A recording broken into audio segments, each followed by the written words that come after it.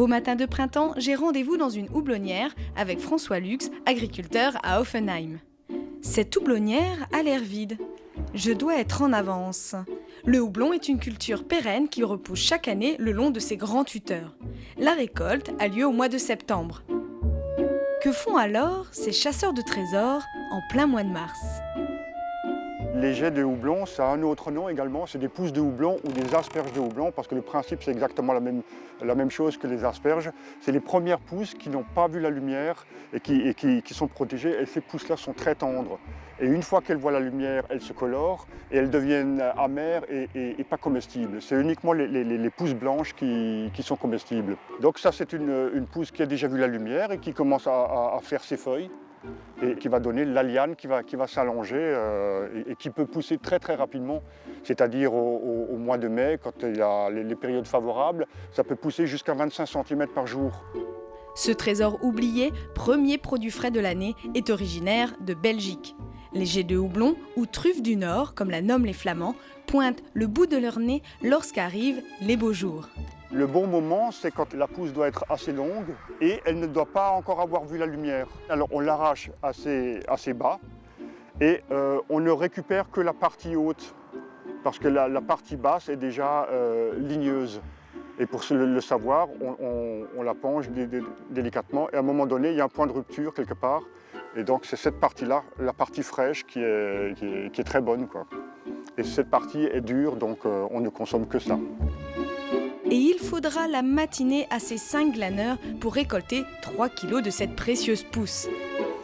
La période des jets de houblon commence vers le 20 mars et se termine dans les premiers jours d'avril. Mais la récolte n'est pas quotidienne. Côté cuisine, c'est au Cerf à Marlenheim que Michel Husser, chef cuisinier, valorise ce produit fragile et délicieux à la fois. Ce qu'il faut essentiellement, c'est de les avoir fraîches. Et donc après, on les cuisine avec des produits du moment. Là, je suis en train de faire des fèves, des oignons nouveaux, un peu d'herbe, et simplement les faire poêler. J'en ai là qui sont blanchis au préalable. On peut aussi ne pas les blanchir. Blanchir, elles se garderont un peu mieux. Si vous les avez tout frais, vous les mettez simplement dans la poêle. Et on peut les servir soit chaud, ou alors frais dans une salade avec une vinaigrette. Ne pas confondre avec les pousses de soja. Les jets de houblon ont leur propre caractère et un goût qui rappelle l'Alsace, mélange d'asperges et de houblon. On reconnaît déjà la bière, enfin le houblon, pardon, le goût du houblon. Donc c'est parfumé, c'est un petit peu amer, c'est très intéressant à travailler.